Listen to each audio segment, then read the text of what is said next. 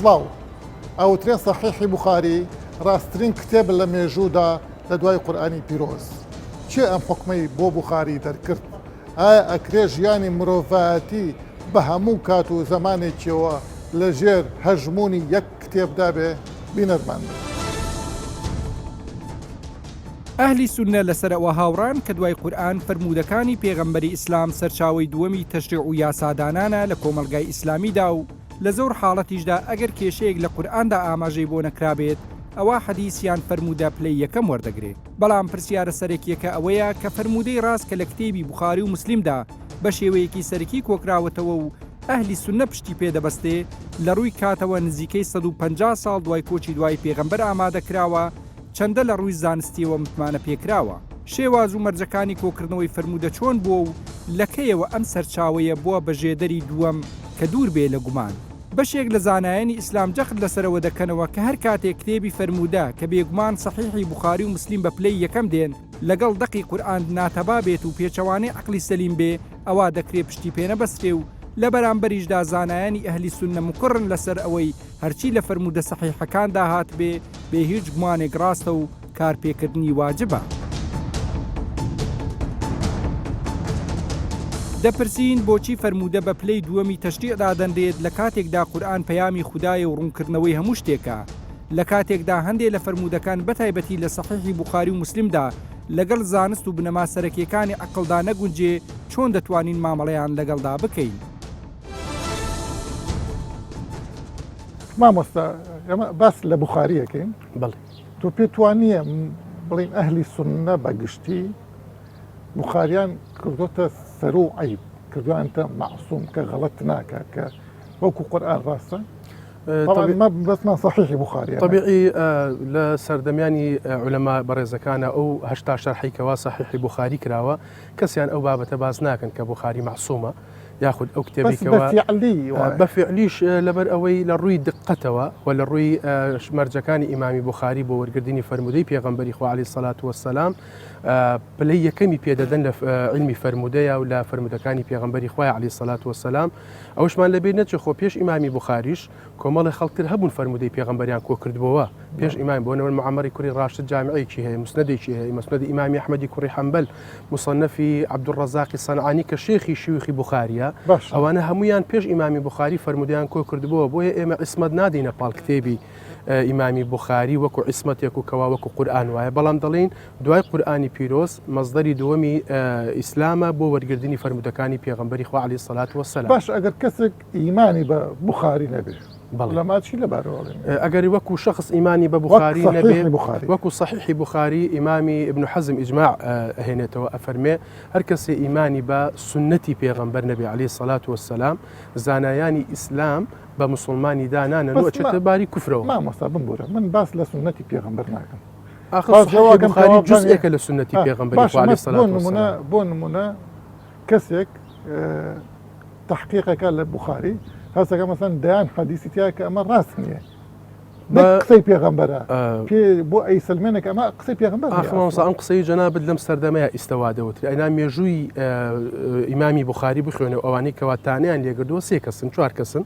لە عولەماکان ئەو چوار کەسانش ئیمامی نەوەوی ئیمامی سوبوکی تحقیقیان لەسەریان کردووە ئیمامی دارەقوتنی کتابێکی لەسەر ئیمامی بوخاریەکەوە ملاحەزاتی ئیستدراکات لەسەر 200 حەدیثەیە. لەم سەردەمات تحقیق و علمی تحقیق و تەکنۆلۆجیا وای لاتەوە تۆ ئاواکە لە ئینتەرنێت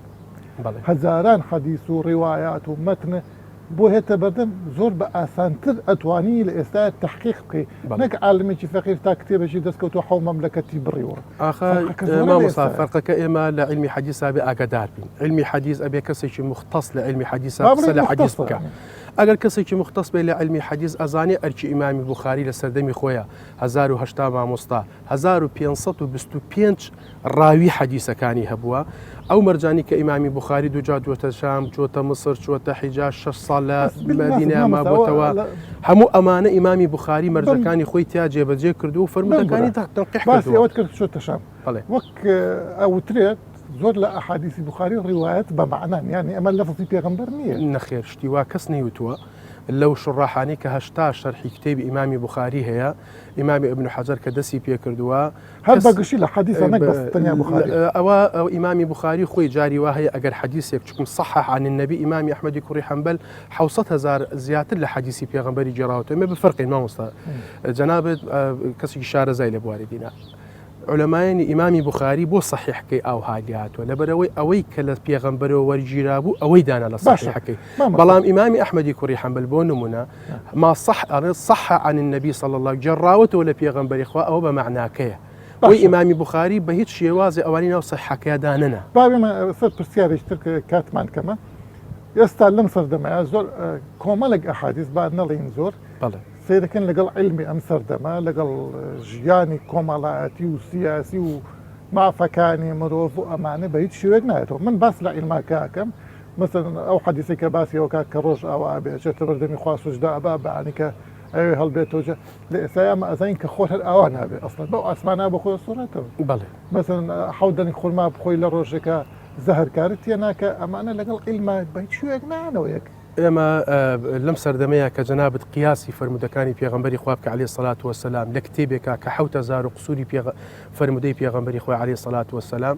لەو فرمودانیشی کەوا مەئاخذی لەسەر علەمایان لا لە ئەسانیدەکانە قسەیان لەسەر کردووە یا لەگەڵ چەند حەدیثێکی تری صحیحە لەگەڵ مەرجەکانی ئیمامی بوخاریە ناگونجێ ئەتوانی قسەی لەسەر بکەین بەس نەک بڵین کەوا ئەو فرمودەی پێغەمبەری خوا عەلەیهی سەڵات وەسەلام کێشەی تایە ملەمەتن نەک پێغەمبەر بوخاری و ئەسانیدەکانی ئاخە ئێمە کە دامان لە شخصی بوخاری دامان لە هەموو سنەتێک پێغەمبەر صلی الله علیه و سلم دامان لە صحیحی بوخاری بۆ نەڵێن غەربەلەی ئەقوالی پێغەمبەر غەربەلەی ئەقوالی پێغەمبەری خوا عەلەیهی سەڵات وەسەلام بەو مەرج شەرتانەی خۆیەوە بە ناوی ئەوە قسەیان کردو ئەمە قسەی پێغەمبەری ئیسلام نییە بە ناوی ئەوە جێردراوە زانایانی ئیسلام جیایان کردوێتەوە ئەوەی کە بە ناوی ئەوە بۆ نمونە حەدیثێکەوە پێغەمبەری خوا عەلەیهی سەڵات وەسەلام کە وحی بۆ انقطاع کرا کە خراوەتە سەرزاری حەزرەتی عایشە و ویستوێتی خۆی فرێداتە خوارەوە ئیمامی بوخاری لەوێ نایگێڕێتەوە بە زبانی پێغەمبەری خوا عەلەیهی سەڵات وەسەلام بەڵکو ئەڵێ ئەوەی ئەم قسەی زوهریە يعني ئیمامی بوخاری لەوانەیە زۆر زیرەک بووە توانێتی جیاب بکاتەوە کە کامە قسەی پێغەمبەرە کامە قسەی پێغەمبەر نییە باشە مامەسا هەر شتی ترمان هەیە لەو بارەوە مەسەلەن پێغەمبەر ویستێتی خۆی ئینتیحار بکات پێغەمبەر مەسەلەن ئەشەیخ و وەشەیخەت و کە گوای ئەمە حەدیث بۆ و دوایی بزن خواردوێتی ئەمە مەقبولە یان بەو بابەتانە وەک زۆر جەنابەت باسم کرد ئەو فەرمودەی بۆ نمونە حەزرەتی عایشە لای ئیمامی ئەحمەد و لای چەند مصەنفێکی تریش هاتووە بە هیچ شێوەیە دقەتی ئەسانیدەکانی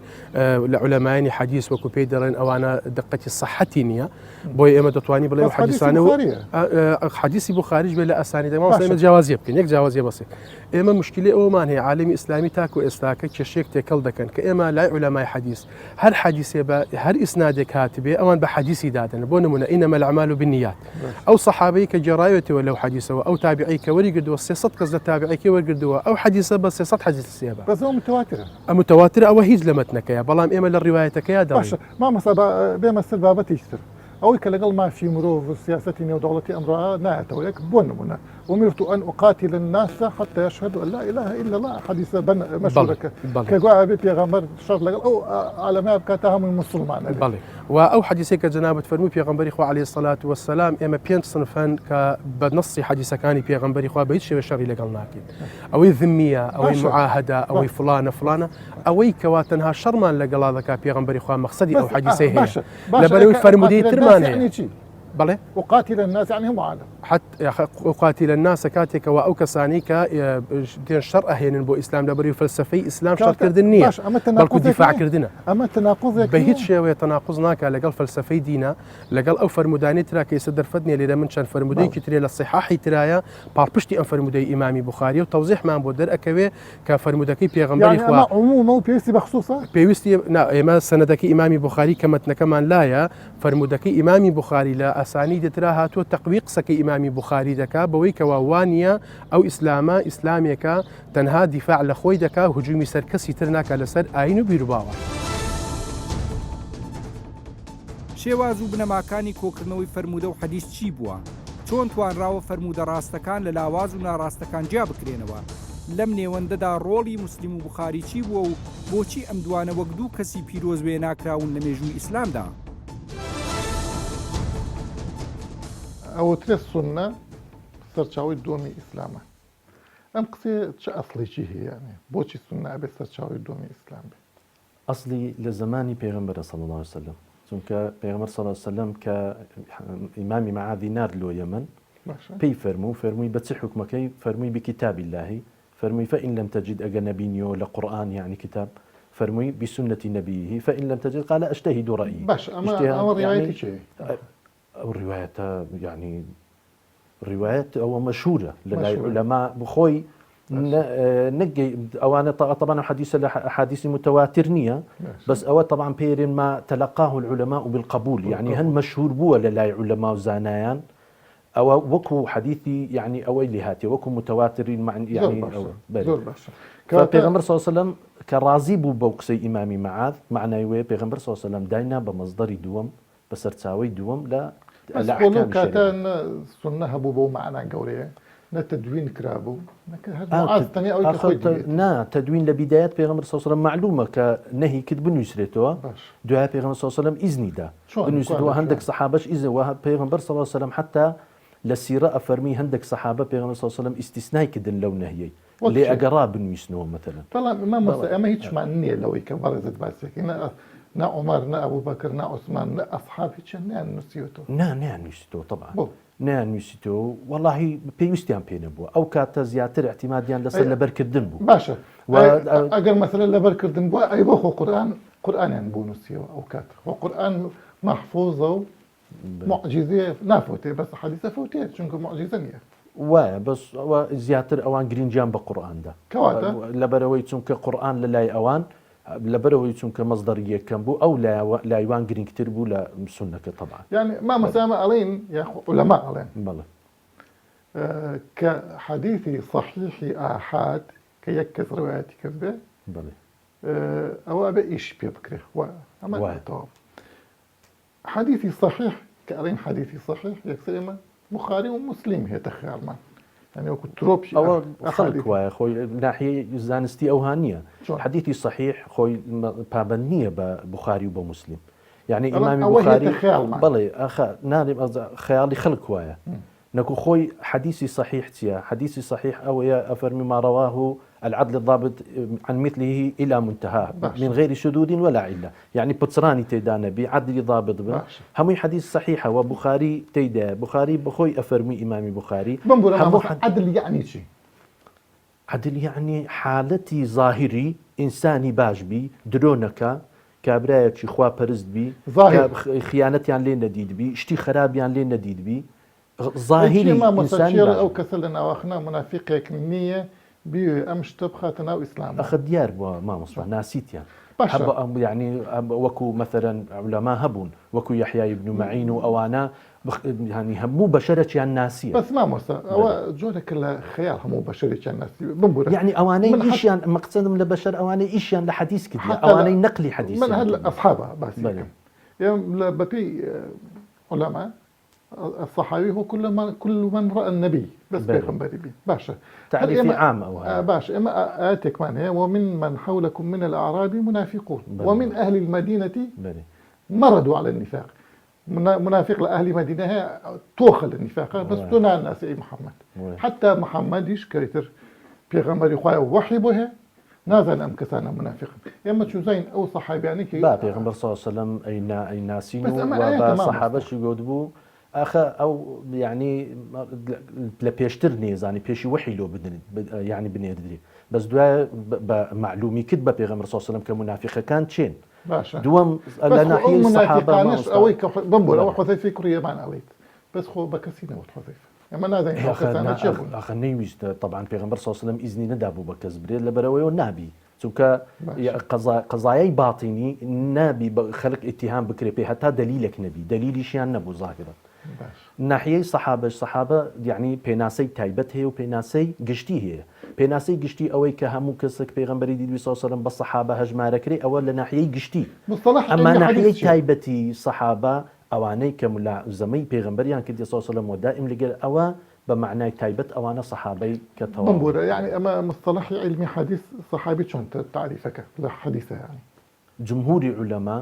جمهوري علماء زانان أفرمون صحابة أويا كبيغمبري صلى الله عليه وسلم ديد بيتي وما وجهي لقري دابو بي لقر بيغمبري صلى الله عليه وسلم أما أوي يكزاد بس ديتي تيروشتي أري أول صحابي بمعنى قشتي عام بيرين نابتە ئەو سەحابەی کە بە معنای سەحابی حەقیقی بمعنای ئێمە عەبدوڵای کوڕی عەباس ئەتوانین وەکو ئەسحاب بدانین ئەدیکە مناڵ مثلا یا غلام بەێ كبيغمبر خوي بير يا غلام إني أعلمك كلمات يحفظ الله إلى آخره. لقل بيغمبر وصل الله. أي شون صدان هذا حديث ابن عباس شون هذا حديث روايات كواته. حديث الروايات كديال لبروي چونك حفظيان بقوة بو ودائم لقى بيغمبري بون صلى الله عليه وسلم. يعني ملازمي بيغمبريان كد صلى الله عليه وسلم. فأوانا يعني وكو بري هل بجار دراو بون لقى بيغمبر صلى الله عليه وسلم أواني كالروايات يعني. بنبورا مع مثلا هي مثل بخاري بكرتي بريزة حزة كان باسكي بوشي بخاري ومسلم بوشي والزقة تقديس كراون لشاو أواني ترى. إمامي بخاري وإمامي مسلم لبروي كم كذبون ك قران بدواي حديثي صحيح ككويب كانوا. ويكم كذبون كمرزيان دانا لو أوي. إمامي بخاري مرزي تبو لحديثه كان مرزي أو أبو دبي معاصرة ولقيابي. يعني لقري جيابي أو كحديثي اللي ورجيلي وديد بيتي شي إمامي مسلم لو تشترتني ديد بيتي بس معاصرة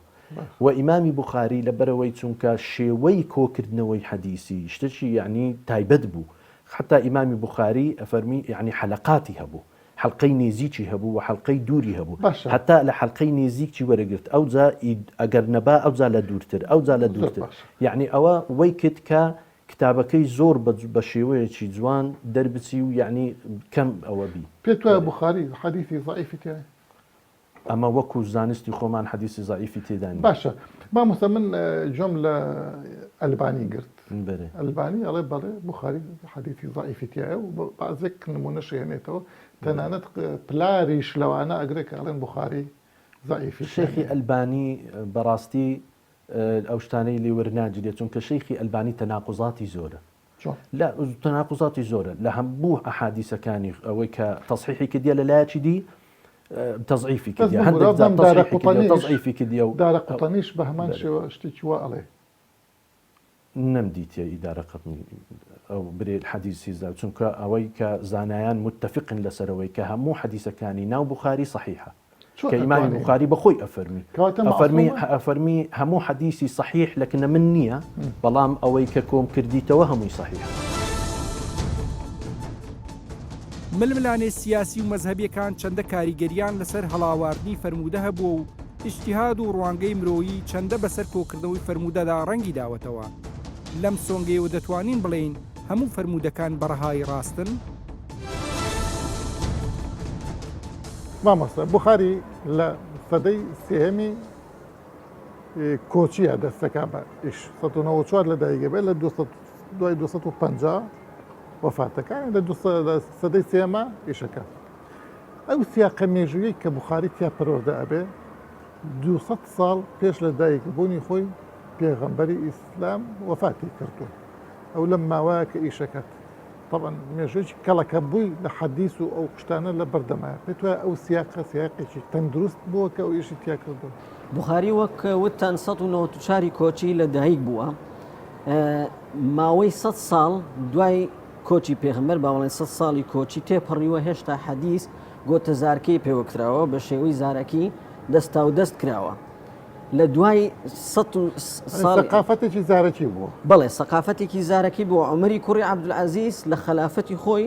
فەرمانی کردووە کە حەدیث کۆ بکرێتەوە و ڕێک بکرێت و بنووسرێت بەڵام ڕاستەوخۆ نەکراوە ئەم پرۆسەیە کێشاوێتی تا دەوری ساڵی 120 کۆچی اینجا یەکەم کتێب هەندێک دەڵێن لە نێوان 120 تا 124 هاتووە واتە 100 ساڵ پێش ئەوەی بوخاری بێ حەدیث بە زارەکی گواستراوەتەوە لەم ماوەیە ڕووداوی زۆر ڕوویانداوە لە جیهانی ئیسلامی شەڕی ناوەخۆیی ڕوویداوە شەڕی دەرەکی ڕوویداوە جوگرافیای ئیسلام فراوان بووە هەڵگری ئایدیا ڕووخاوە دەوڵەتی عەباسی هەڵگری ئایدیا و ئاینی جیاواز هاتوونەتە ناو ئیسلامەوە ئەم گۆڕانکاریانە ڕەنگیان داوەتەوە لەسەر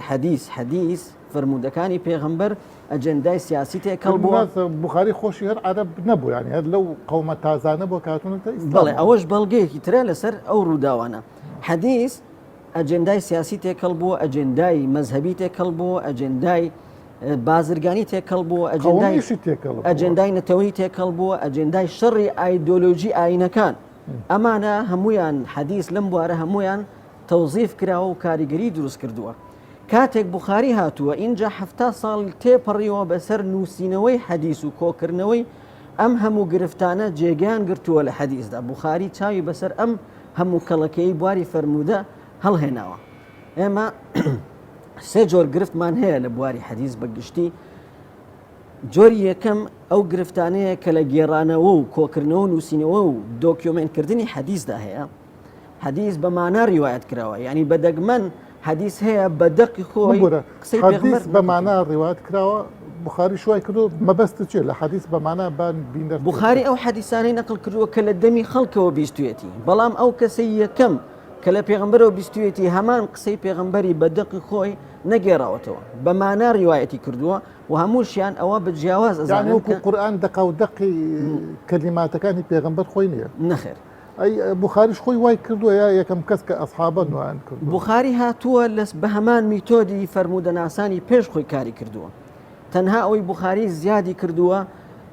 مەرجێکی زیاد کردووە، مەرجەکانی قورستر کردووە بۆ وەرگرتنی حەدیث، با بڵێن دیوارێکە بووە خۆی ڕێزێکی داناوە زیاد کردووە بۆ ئەوەی حەدیث بە ئاسانی تێنەپەڕێ بۆ خانەی سەحیح، بەڵام دیوارەکە خۆی کونی هەیە، درزی هەیە، کون و کەلەبەری هەیە. یەکێک لەوانە ڕیوایە بالمەعنا، هەموو اعتیمادی لەسەر ئیسنادەواتە ڕشتەی ئەو کەسانەی کە لە حەدیثەکانە هەیە کە هەندێک جار ئەگاتە 9 کەس لە نێوان بوخاری و پێغەمبەردا. تصحیح و تەضعیفی حەدیث اعتیمادی لەسەر سەنەدە هاتوونە ئەگەر سەنەدەکە کێشەی نەبێ لە نێوان کەسەکانە، کەسەکان با بڵێن ممکن بێ حەدیث لە یەکتری وەرگن و توانە ئەم حەدیثە صحیحە. کابرا هەستاوە سەنەد مەتنێکی حەدیثێکی لەسەر سەنەدێکی صحیح داناوە، بەم شێوە زۆر حەدیث تێپەڕیون بەسەر بوخاری بەسەر هەموو تەواوی محەدیثەکانە. اینجا ئەوەش خۆی درۆکردن تەدلیس ئەوەیە تۆ قسەیەک بکەی ناوی ئەو کەسە نهێنی کە لێت وەرگرتووە. اینجا درۆ با بڵێن یەکێک لە مەرجەکانی وەرگرتنی ئەو کەسێک حەدیثی لێ وەرگری ئەوەیە کە عدل بێ، یعنی لە ڕووی ئەخلاقیەوە درۆ ئەشتانەکە، بەڵام لە خودی صحیح مسلمدا هەیە کە زۆر لەو کەسانەی حەدیث ئەگەرنەوە درۆ ئەکەن، هەندێک جار بە نیەتی پاکەوە درۆیان کردووە، ویستویانە حەزیان لەوە بووە شتێکە هی خۆیان بووە بە ناوی حەدیثەوە بە خەڵکیان ڕاگەیاندووە تێپەڕیوە بەسەر یان شتێک وانزانێ بۆ مەسلحەتی خەڵک وا باشە. بەڵێ ناوی پێغەمبەرەوە وتیانە ئینا نەضع الحەدیث لرسول الله لا عليه، ئێمە بۆ پێغەمبەر حەدیث هەڵئەبەستین واتە بۆ مەسلحەتی دینەکە. هەر خۆی شت کە هاتە مێژووەوە لە ناو مێژووە دروست کرا، وەکو قسە وەکو جێڕانەوە، ئیتر ئەمە چۆن ئەکرێتە بەڵگەیەک بەسەر هەموو ژیانی بەشەریەتەوە. بۆ نمونە بۆچی ئەوێ بەشەریەت لەسەر قەرزاری بوخاری بێ یا لەسەر قسەی بوخاری هەموو ژیانی خۆی ڕێک بخە، لەبەر ئەوەیە کە بوخاری حەدیثەکانی پێغەمبەریدا ڕاستە سونەت با بڵێن حەدیث گەنجینەی ئەزمموی پێغەمبەرە بۆ مامەڵەکردن لەگەڵ قورئان لەگەڵ دەوروبەری خۆی، بەڵام لەبەر ئەوەی حەدیثی گەڕاوەتەوە مانای ئەوە نییە کە کارەکەی بەدرە لە کارێکی مرۆیی، بەڵکو کارەکەی کارێکی ئیجتیهادیە، هەموو ئەو خەسڵەتانەی جێبەجێ دەبن بەسەر هەر کارێکی تری مرۆیی بەسەر بوخاریشدا جێبەجێ دەبن، ئیجتیهادە. هەر خۆی محەدیثەکان دەڵێن تەصحیح و تەضعیفی حەدیث کارێکی ئیجتیهادیە، کەس ناتوانێت بڵێ لەبەر ئەوەی هەر سادەترین بەڵگە لەسەر ئەمە ئەوەیە کە هەمان حەدیث کەسێک دێت تەضعیفی دەکات، کەسێکی تر دێ بە صحیح بینی بوخاری و مسلمە ئەوە لە بینی بەڵکو جاریوە هەیە هەمان محەدیث لەسەر هەمان حەدیث دوو حکمی داوە، جارێک بە ضعیفی دانەوە جارێک بە صحیح. ئەمە مانای وایە شتێکی ئیجتیهادی و بەشەریە. ئەوەی کە بوخاری ماندوو بووە بۆ حەدیثی پێغەمبەر ئەرکی کێشاوە قوربانی داوە، مانای وانەیە کە کارەکەی کارێکی من ئەم شەو شتێکم بخۆنەوە کە زیاد چەند هزار حەدیث تەدلیسی تایە لەوانەیە بوخاریشانێ تەدلیس کراوە، تەدلیس بە معنای ئەوەی کە درۆ کراوە با بڵێن یاخود ساختەی تیا کراوە، فێڵی تیا کراوە. پێت وایە ئەمە زۆر وادە یانێ؟ ئەمە زۆر هەیە، لەبەر ئەوەی وەکو وتم محەدیثەکان تەنها اعتیمادیان لەسەر سەنەدی حەدیثەکە بووە، حتا قسەیەکیان هەیە ئەڵێن إذا صح السند صح الحديث، ئەگەر سەنەدەکە تەواو بێ، بەڵام ئەمە مانای وانەیە کە خودی حەدیثەکە ڕاست بێ. هەروەکو ابن صلاحی شارەزووری ئەڵێ کاتێک ئەڵێن ئەم حەدیثە صحیحە واتە سەنەدەکەی بەپێی ئەم سەنەدە صحیحە، مانای وانەیە خودی حەدیثەکە قسەی پێغەمبەر بێ. چاڕ چی تۆ بە منیە فرۆشی بە قسەی پێغەمبەر؟ جا کە ئەم گرفتانە هەیە لە کۆکردنەوەی حەدیثەکان لەو منهجەی محەدیسەکان بەکاریان هێناوە گرفتی گەورە ئەوەیە لە مامەڵەی فوقەها لەگەڵ حەدیثدا ئێمە ئەگەر دڵنیاش بین لەوەی 100% کە قسەی پێغەمبەرە اینجا قۆناغی دواتر تێت ئەبێ بزانین هەموو حکومەکان لەسەر حەدیثدانراوە خۆ لەوە زیاتر هەیە گرفتی هەرە گەورە ئەمەیە کە ڕەهایدان دراوە بە حەدیث هاوشەوەی دقی قورئان بە مطلق سیر کراوە خۆی قورئانیش هەمووی مطلق نییە هەیەی کە تایبەتە بەو سەردەما بەڵام فوقەهای ئیسلام هاتوون حکمی ثابت و هەمیشەیان دامەزراندووە دەیەها حکمیان دامەزراندووە حکمی خەتەر لەسەر حەدیث پێغەمبەر لەوانەیە لە بازنەیەکی تایبەتدا بە سیفەتێکی بەشەری ئەم قسەی کردوبێ وەکو قازیەک ئەم قسەی کردووە نەوەک وەکو مشەرع و پێغەمبەر بەڵام ئەمان هاتون حکمی سابتیان لەسەر دامەزراندوو وەکو حکمی مرتد وەکو ڕەجم وەکو مەنعکردنی ئافرەت لە سەرۆکایەتی لە قازیاتی ئەمانە هەموو ئەم حکمانە لەسەر حەدیث دامەزراون لە کاتێکدا لە قورئاندا وجودیانێ هەندێک جار پێشەوانەی قورئانیشن ئاین هاتووە بۆ پاکردنەوەی دڵ و خۆشگوزەرانی کۆمەلگا و هەر بۆیە دەبێ ڕۆڵی هەبێ لە ئارامی و گەشەی کۆمەڵایەتی نەک لە قاڵبدانی تاک و ئیمانداران